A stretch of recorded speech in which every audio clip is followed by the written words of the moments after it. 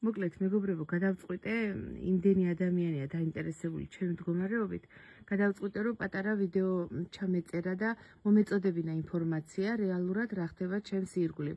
აი ეს იყო ჭიშკარი, პატარა ზოლს ხედავთ ალბათ და დაფარულია თოვლით, თოვლს გადაუღებლად.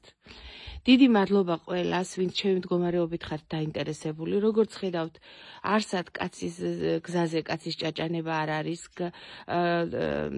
ტექნიკა განატარებიც არ არის შიდა გზაზე.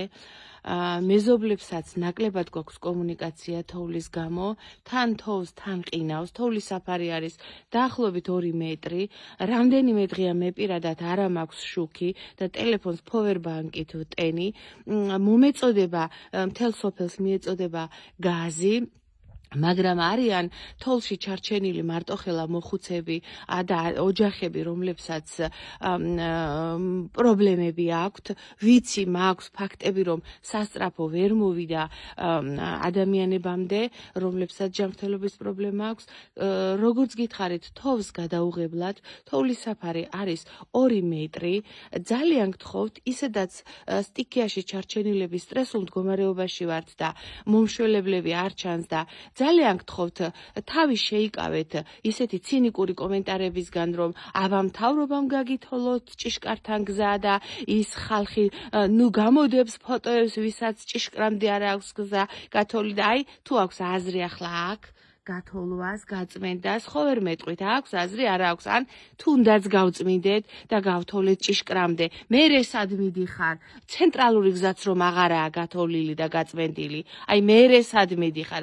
ამიტომ მოეშვით ასეთ უაზრო კომენტარებს თუ შეიძლება, თავი წარმოიდგინეთ მაგალითად ჩემს ადგილზე, ან უფრო უარეს შემთხვევაში კიდევ უფრო მოხუცი მარტოხელას ადგილზე, მოკლედ ყველამ თუ შეიძლება მიხედეთ საკუთარ საქმეს, იზრუნეთ იმაზე, რომ კომუნიკაციები აღდგეს, შუქი მოგვეწოდოს, თოლში ჩარჩენილ ადამიანებს მიეწოდოთ პური, წამალი, გასაყვანი გაიყვანონ, სასწრაფოს შეეძლოს მოსვლა და ავადმყოფის მიშველება. აი ეს არის ძირითადად ჩემი საუბრის თემა, იმიტომ რომ ცოტა გაღიზიანებული და გულნატკენი ვარ იმ ადამიანების მიმართ, ვინც ცინიზმით მოგუმართავს და ვისაც გულწრფელად აინტერესებდა ჩემი ამბავი, მეხმიანება, მადლობა მეგობრებო, ჯანმრთელად ვარ, საკვები პროდუქტებიც ასე თუ ისე მაქვს, შუქი არა მაქვს და